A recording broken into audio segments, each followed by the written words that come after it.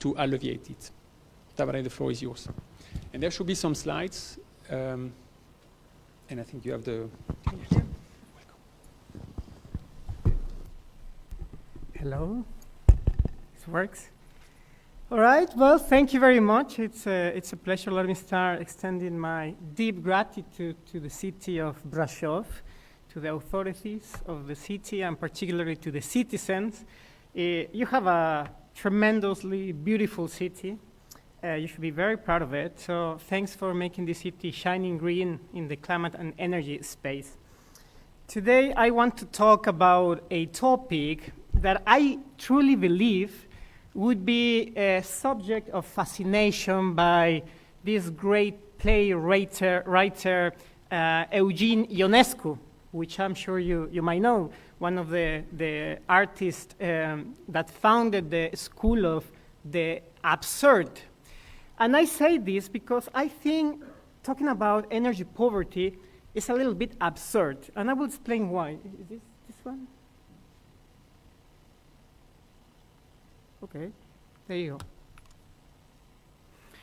I think it is absurd to talk about energy poverty because we live in a world where we are capable of land a spaceship in a moving asteroid, because we're in a world where we can write a whole poem just by typing a few words on ChatGPT, where we live in a world where we can codify our history just with a couple of chemical tests, and we have not been able to solve 750 million living in energy poverty. And to me, that's quite shocking. We talk about 100 countries that today, they still lack access to electricity. I'm from Mexico. I know my region, we have problems of energy access and poverty, and when we hear the story of energy poverty, we always come with the idea of darkness and students using light bulbs to get the readings. I am pretty shocked that here in Europe, there's 9% of people also in energy poverty, in energy deprivation. So when we talk about winter, 9% of the people have problems to warm their homes. And now there's another very appealing issue, and with the context of rising temperatures, the context of global warming, and having cooling in your home is also becoming a priority. And because various reasons, only 20% of Europeans have access to energy, to air conditioning. And most of that is related because of their fear of energy prices. So to me, it is quite important to recall a phrase that Ionescu said once, and it is not the answer what enlightened us, but the question. And the question that I have to pose today to you is why we still have energy poverty. I think one of the main problems with energy poverty is that yet today, we still do not fully understand what it is energy poverty.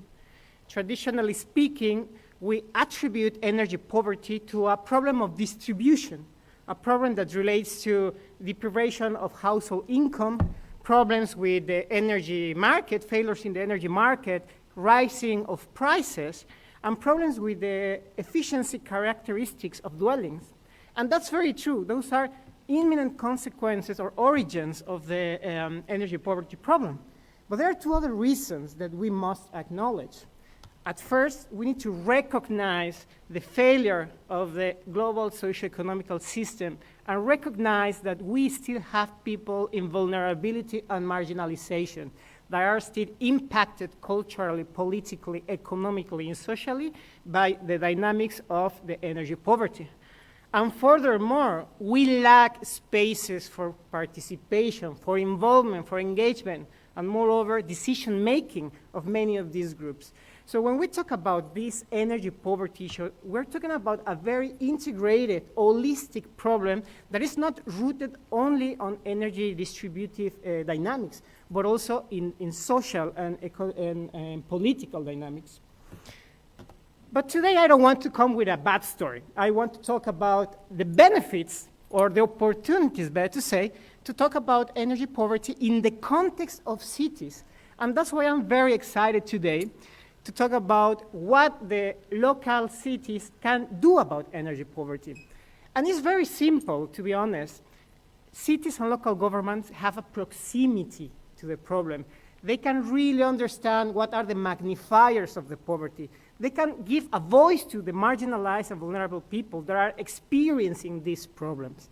And more importantly, with all the barriers, with all the shortcomings, they can engage with the city stakeholders, with the communities, to create disruptive and innovative solutions to solve the problem. In other words, they can make the picture of the problem, create the solution collectively, and strategize, communicate, and persuade a shift of paradigm in what is energy poverty and how it can be understood. Let me come back a little bit to Europe. Europe is doing a tremendous effort to deal with this. And part of this exercise of solving the energy poverty crisis comes to this, in my view, this analytical way of trying to define for all the members what it is energy poverty. So there has been a creation of this energy poverty index. On screen you see a graph of how energy poverty looks in different countries in Europe. So we can recognize that despite there are some countries doing better, some countries doing worse, we do have a problem. And what I find very interesting about this energy index is how it is built. This energy index it has two very important things. The first one is that it does not only recognize energy poverty from the lack of access to energy services, but also the lack of access to energy for transport. And this is very fundamental because after the COVID crisis, we started also having problems for people being deprived to have access to an affordable way of transportation. Also very interesting in this energy index is, in the end, it's an index that is, again, reaffirming the distribution paradigm. It's based on the idea of problems to afford energy, based on the idea of the cost of households to refurnish and make more efficient their homes. It's based on the idea of the accessibility of citizens to transport. And it's understandable when we have this kind of indicators that the extraordinary policies that at the European level are being set talk about measures to control inflation, support to renewable energy investments, programs to create energy efficiency households, support to local governments to create programs that empower, for example, some stakeholders in the process of the energy transition. Despite all this, it is not to be surprised that we're still talking about this distributive problem. We are still thinking that energy poverty is going to be solved somehow by changing the market rules, changing the way the economic energy system functions. And I think that it is not only the solution that we need to talk about. Let me bring to you this very interesting work that was led by the Global Energy, the Covenant of Mayors for Energy and Climate, together with the Subcommittee on Energy Poverty and Energy Access. This study was conducted by Arup, and they interviewed more than 70 local governments across the world, including Eastern Europe, to try to unpack where is the problem and the solutions for energy poverty at local level.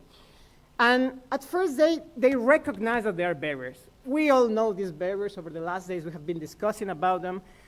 Governments lacking funding to do the projects. Governments sometimes lacking the resources from a human perspective, the capacities to involve into programs, and in some cases, even lack of leadership.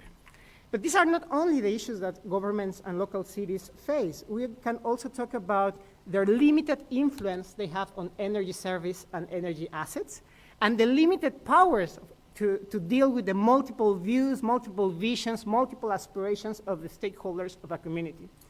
So far the story sounds quite terrifying, to be honest, but that's when the best part of this study comes. What are those solutions that can get us closer to a better definition of energy poverty and finding better solutions to it? And the first one is to amplify the horizons. The amplify the horizons of the policy interventions, where we think that normally local governments, they have an urgency to solve immediate problems, but many times they lack the long-term vision. Well, by amplifying the spectrum of our aspirations, can help us define at local level what are better interventions in the short term. And we can create better methods to approach our communities and to distribute the resources that we need to create, for instance, cascading effects. It's very hard for local governments to have specialized people on energy poverty, but we need to find creative ways to incorporate the topic in a multidisciplinary approach. As for example, we do it when we approach climate and energy issues. So when we have an energy poverty perspective in climate and energy poverty perspective, in environmental development, and energy poverty perspective in equity of rights, etc., then we are getting closer to maximize the resources that we have and implement projects that generate benefits and co-benefits in various topics. Finally, another conclusion, and this is the one that I like the most, and thanks, Doctor, for your intervention, the collective power. How we can harness the collective power and strengthen our programs. And I believe that it is very fascinating that we think about tools, but if we provide the society with tools, we also need to provide the society with opportunities for them to use these tools, because if we give them the tools, they will not do the job by themselves. We need to create the space for them to actively participate in the decision-making of the energy policies and the changes that we aspire at our local level. I'm gonna finish soon with my presentation, but I want to bring to this talk two things. The first one is that dear cities and dear citizens, you're not alone in this endeavor, and there are institutions out there that are aiming to support you in this process. And I really want to bring this because the Global Covenant of Mayors for Climate and Energy, together with many other organizations like my sister organizations, C40, eCLAY, the Carbon Disclosure Project, UN Habitat, the Joint Research Center of Europe, and of course WWF, we have developed this, what we call the Pillar for Energy Access and Poverty. And this pillar is now a new set of guidelines that governments can use based on 54 indicators to better track energy poverty with an integrated and holistic perspective of how this should be approached. And very interesting, this has been now adopted as part of the Common Reporting Framework created in 2019 by the Covenant, which is the set of procedures, the governance, also guidelines that help us implement, design, plan, and monitor and track our climate action, always with a perspective of energy sustainability and resolution of energy poverty. So that's one thing that I would like to keep in mind, that now we have some procedures that can guide you to track better energy poverty. And let me bring also one of the initiatives that WF has in place, that it is somehow based in these principles.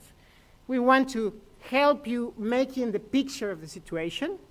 We want to assist you in the creation of the co-collective knowledge and solutions. And more important, we want to assist you in the engagement process with your citizens. The One Planet City Challenge is the recognition that WWF does in more than 60 countries to those cities that are really at the forefront of the climate action, at the forefront of the environmental sustainability, and at the forefront of resolving the energy crisis. So I'm very happy to say that this year we're launching a project that is focusing on 7 Romanian cities. Hopefully one of them is going to be Brasov, so here is my invitation to the city of Brasov to join this endeavor of the One Planet City Challenge and the Life as a project, which is aiming to accelerate the climate action that happens at local level with the support of citizens. So I will finish my presentation quoting something that I just recently heard about from Dr. Rachel, I can't remember her last name. You will need to excuse me. She's the Rachel Goyet. She's the director of CIV, the Institute for European Studies. And she brought to my attention this fascinating element of the European Pillar for Social Rights. And it is very clear, you're reading it. Energy should be seen as a human right somehow. It's something that should be accessible to everyone. And to finalize, I want to again quote Eugene Ionescu with this statement: it is not the answer what enlightens, but the question. And my question is right now, When will we stop seeing energy as a commodity, and when we're going to start seeing it as a universal right for everyone? Thank you.